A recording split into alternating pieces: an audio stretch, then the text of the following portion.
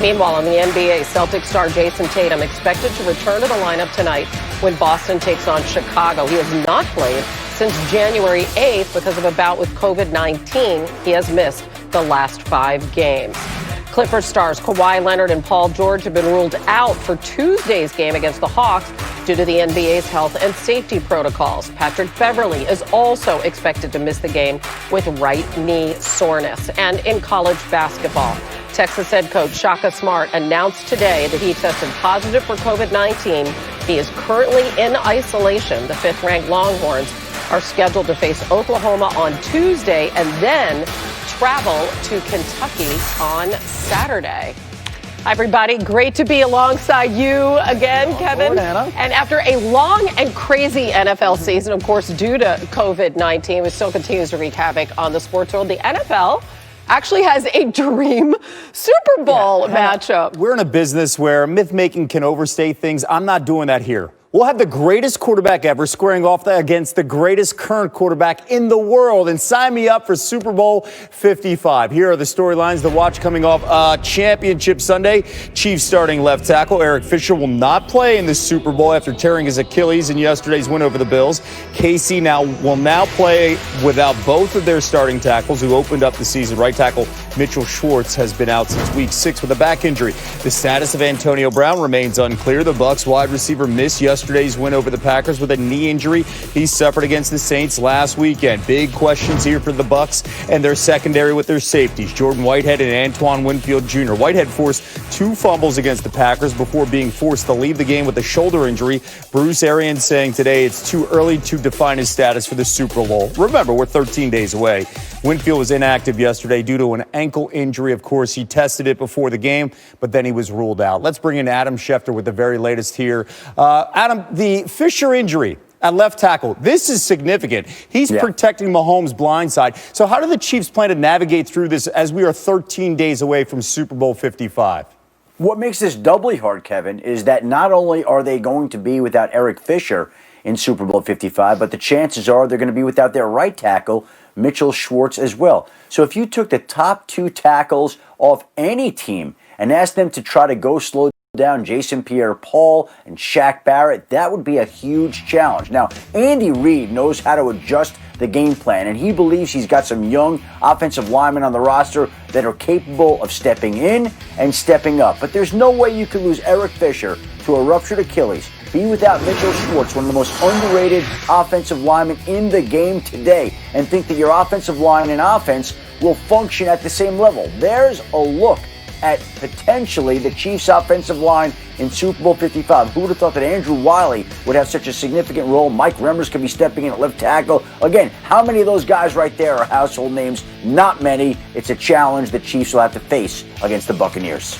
And keep in mind, too, that Packers offensive line, they could not handle the front four of that defensive line for Tampa. That played a huge role as that offense was stunted a few times on drives. Adam's going to be back later in the show. Adam, thank you so much. Now let's get to the quarterback conversation, right? The old guard against the new guard in Super Bowl 55, and Tom Brady will become the 4th quarterback to start a Super Bowl for 2 different franchises, as well as join Johnny Unitas and Norm Van Brocklin in playing for an NFL title in 3 different decades. Meanwhile, Patrick Mahomes will become the first quarterback ever to start multiple Super Bowls before turning 26 years young.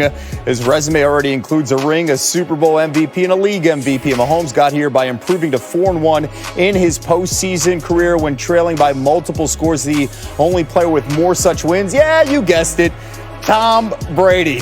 We've got it all in a game like this. Brady and Mahomes, they've met 4 times, and those meetings have been close. Their teams have split the matchups, with each winning 2. Mahomes has arguably outplayed Brady in these meetings overall, leading by a healthy margin in QBR, touchdown to INT ratio, and yards per attempt. But it's Brady who won the only postseason matchup, helped by a brutal Chiefs penalty on defense.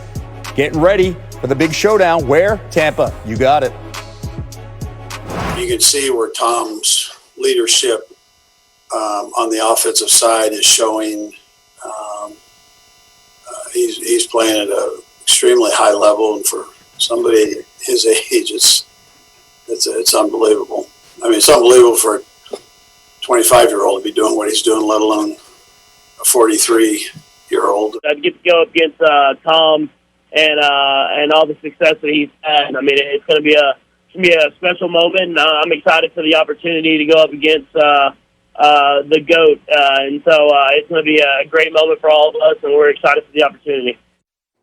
Young GOAT talking about the old GOAT right there. Head on PTI's bonus topic. Tony and Mike assess which accomplishment is more impressive. Tom Brady reaching his 10th Super Bowl or LeBron's 10 NBA Finals appearances. Hannah?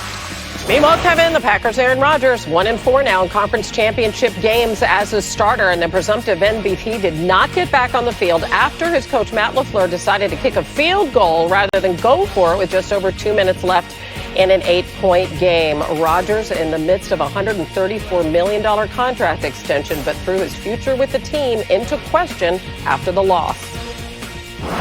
A lot of guys' futures that are, uncertain, myself included. That's what's sad about it most. Getting this far, obviously there's going to be an end to it at some point, whether we make it past this one or not, but I'm going to have to take some time away for sure and clear my head and just kind of see what's going on with everything. Rodgers just turned 37 years old. He's under contract in Green Bay for the next 3 seasons. Without an adjustment, his cap value is north of $36 million. That ranks third highest among quarterbacks behind Ben Roethlisberger and Matt Ryan. Much of that will turn into dead money if the Packers trade him between now and the start of the season. For more, we bring in Adam Schefter. And Adam, since winning the Super Bowl 10 years ago, Rodgers has only had one top 10 defense. They don't draft skilled position players, except for his replacement, Jordan Love, in the first round. What's the situation there with him in Green Bay? If you listen to Aaron Rodgers after the NFC Championship game and loss talk to the reporters in Green Bay, he certainly sounded like he was saying goodbye to them and the organization. Now, it's a highly emotional time right after a loss. Let's see what happens when he takes a step back. But clearly there are some issues between Aaron Rodgers and the organization that drafted his replacement last spring that seem to hang over their relationship. It hasn't gone away, even though they had a tremendous season, and many people thought that Aaron Rodgers used that as motivation. Now, do I think the Green Bay Packers want to go out and trade Aaron Rodgers tomorrow? It's hard to imagine that. However, Aaron Rodgers in this new NFL world that's like an NBA world, Hannah, if he wanted, and he wanted to change his scenario, and he wanted to move on, he could actually ask for his trade. He could say, I want to be in California. I have a home 20 minutes from the Rams facility. I want to be in California. Grew up watching the Niners, that team that passed me up in the draft. If he wanted that and he was dug in enough, he could push for that. But what we don't know is his true feelings, and we don't know how he'll feel as the offseason unfolds. But clearly, there's a lot of things going through a mind that last week he himself said his future is a quote-unquote beautiful mystery. Well, we're not sure, though, if the Packers would be on board with sending him where he wants. I mean, he doesn't have a no-trade clause. Not like he's a free agent like Brady was. But, man, put him in the mix there with Stafford and Deshaun Watson. And who knows? We're going to check back with you on this crazy quarterback carousel in just a few. Thanks. Thank you, Anna. To the big story in the NBA, Hannah, so far we have seen Brooklyn's Big Three play a couple of games together. A closer look by the numbers. Kyrie, he's thrived as a scorer, averaging over 32 points per game and over 34 in the 3 games he's played with Harden. Remember, KD sat out a game to rest up that Achilles. Harden, by the way, has stuffed the stat sheet, scoring over 30 in both games to lead the team in scoring. He's also added 16 rebounds, 12 dimes, and 6 blocks. Meanwhile, how about this? James Harden's scoring is down. He's become a facilitator here. Dished out a team-high 23 assists in the 2 games, while averaging fewer than 17 points per contest. For much more on the matchup tonight, Malika Andrews joining us live from Barclays Center as the Nets get ready to host the Heat. Malika, so how is Harden adjusting to playing with KD and Kyrie right now?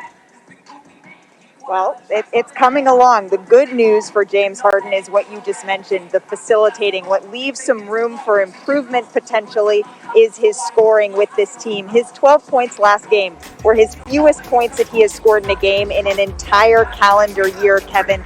But after the game, James Harden said, you know what? It feels good that I can go out there and be a passer, be a facilitator, not have to score in high volume, and we still have a chance to win the game. That is what he is focusing on. He has had double-digit assists in every game that he has played in for the Nets thus far. And Steve Nash said that he believes with comfort and getting in a little bit better shape, his scoring is going to increase over time. Okay, you know and I know offense wasn't going to be a problem here with the big three. They beat the Heat on Saturday, but Brooklyn, how about this? They gave up 124 points. What is the team saying about their defense?